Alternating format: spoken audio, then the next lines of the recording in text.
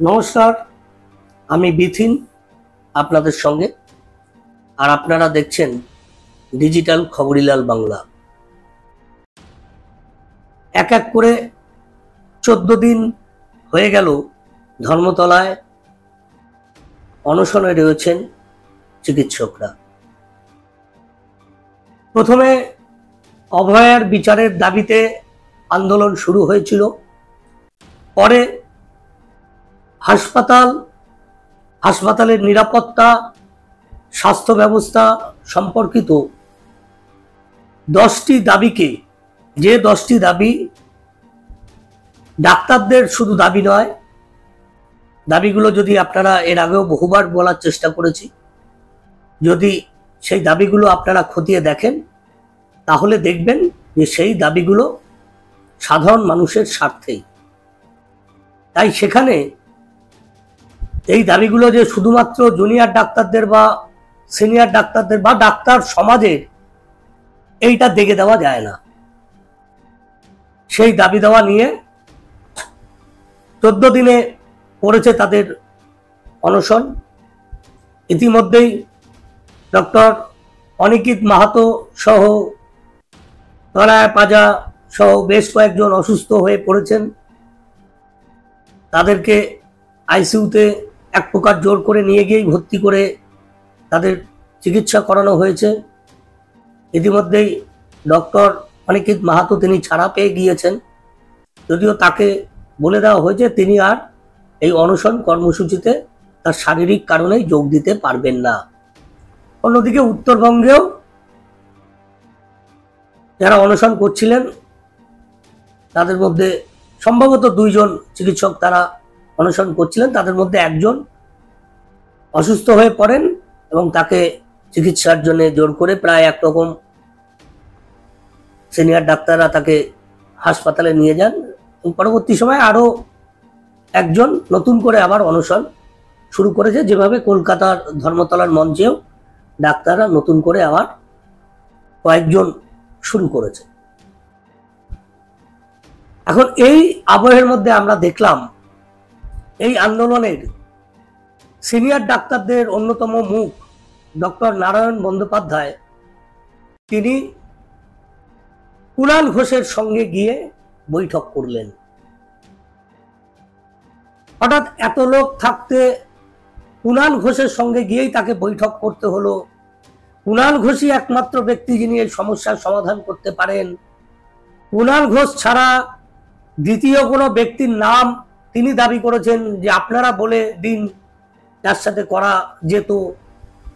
দেখুন, কুণাল বাবুর সাথে চাকরি প্রার্থীরাও বৈঠক করেছিলেন। কুণাল বাবুর সঙ্গে ডিএ আন্দোলন করছে বোধহয় তারাও সম্ভবত বৈঠক করেছিলেন, এবং বিভিন্ন সময় যারা আন্দোলন করছেন এই রাজ্যে দীর্ঘ 3-4 বছর ধরে, তারা অনেক সময় কুণাল বাবুর সাথে দেখা করেছেন। তাতে কি সেই আন্দোলনগুলো সমস্যার সমাধান হয়ে গিয়েছে? ডক্টর নারায়ণ বন্দ্যোপাধ্যায়ের কাছে এই প্রশ্নটা থাকলো।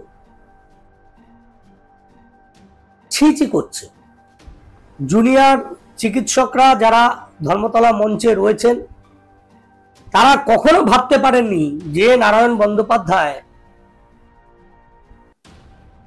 এই আন্দোলনের অন্যতম একটি মুখ, তিনি হঠাৎ করে তাদের সাথে কোনো রকম আলোচনা না করেই হঠাৎ করে তিনি কুণাল ঘোষের সঙ্গে গিয়ে আলোচনা করবেন। এমন একটি ব্যক্তি কুণাল ঘোষ, যার বিরুদ্ধে একাধিক অভিযোগ ছিল, আগে বহু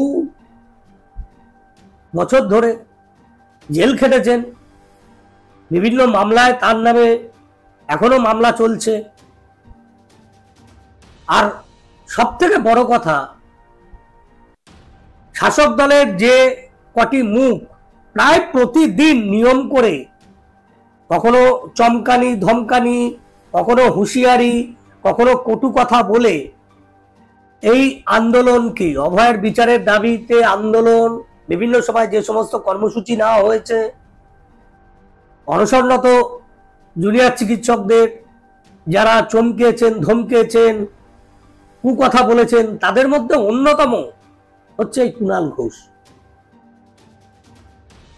তার সঙ্গে হঠাৎ করে তিনি নাকি এই আন্দোলনের সমস্যা সমাধানের সূত্র খুঁজতেই বৈঠক করলেন, তাই না?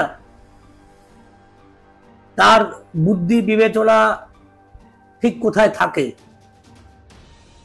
তবে জুনিয়র ডাক্তাররা এটাকে ভালোভাবে নেয়নি, সেটা আজ ডক্টর নাইয়ার, আশরাফুল্লাহ নাইয়ার জুনিয়র ডাক্তারদের তরফ থেকে তিনি দত্তহীন ভাষায় এটা তীব্র নিন্দা করেছেন।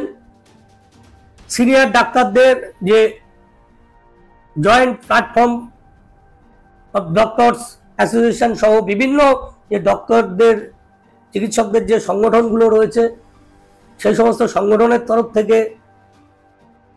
এই দুজনের বৈঠকের তীব্র নিন্দা আমরা শুনতে পাচ্ছি বিভিন্ন সংবাদ মাধ্যমে। সেই জায়গায় দাঁড়িয়ে এই নারায়ণ বন্দ্যোপাধ্যায়, ডাক্তার নারায়ণ বন্দ্যোপাধ্যায় আগামী দিনে ধর্মতলা অনশন মঞ্চে বা চিকিৎসকদের যেই আগামী দিনে ন্যায় বিচার পদযাত্রার ডাক দেওয়া হয়েছে, সেখানেও অংশ নিতে পারবেন কিনা, ধর্মতলা মঞ্চের আশেপাশে গিয়ে দাঁড়াতে পারবেন কিনা, তাকেও গো ব্যাক শুনতে হবে কিনা, এটা সময় বলবে। অন্যদিকে আরো একটি বিষয় আপনাদের সামনে তুলে ধরব, সেটা হলো ওই পুজো কার্নিভালের দিন ডিউটিরত অবস্থায় কলকাতা পুরসভার একজন ডাক্তারকে, একজন প্রথম শ্রেণীর অফিসার, একজন হেলথ অফিসার, যিনি গেজেটেড অফিসারের সমমর্যাদা সম্পন্ন, তাকে যেভাবে ময়দান থানার পুলিশ ওই কার্নিভালের ওখানে ডিউটি করা অবস্থায় তুলে নিয়ে গিয়েছিল এবং তাকে গ্রেপ্তার করা হয়, এবং জনগণ এবং কলকাতা পুরসভার ডাক্তারদের চাপে পড়ে, আন্দোলনের চাপে পড়ে যাকে রাতে ছেড়ে দিতে বাধ্য হয় পুলিশ ব্যক্তিগত বন্ডে, তারপরেই আমরা দেখেছিলাম যে কলকাতা পুরসভার ডাক্তাররা, তারা পুরো কর্তৃপক্ষ, মেয়র, কমিশনার, কলকাতা পুরসভার স্বাস্থ্য মুখ্য আধিকারিক, এদেরকে 48 ঘন্টার সময় দিয়েছিল। সেই সময় অতিবাহিত হয়ে গিয়েছে। পুরসভার পক্ষ থেকে, কলকাতা পুরসভার পক্ষ থেকে এখনো পর্যন্ত এই ঘটনায় কর্তৃপক্ষের তরফ থেকে দুঃখ প্রকাশ তো করা হয়নি, এমনকি কলকাতা পুলিশের বিরুদ্ধেও কোনো এফআইআর করা হয়নি। আর সে কারণেই আমরা দেখলাম লক্ষ্মী পুজোর পরের দিন কলকাতা পুরসভার সেই ডাক্তার তপব্রত রায়, তিনি এবার সরাসরি বিচারের দাবিতে কলকাতা হাইকোর্টের দ্বারস্থ হলেন। আগামী 22 অক্টোবর তার মামলার শুনানি রয়েছে, অর্থাৎ কলকাতা হাইকোর্ট তার মামলাটি গ্রহণ করেছে। এখন দেখার,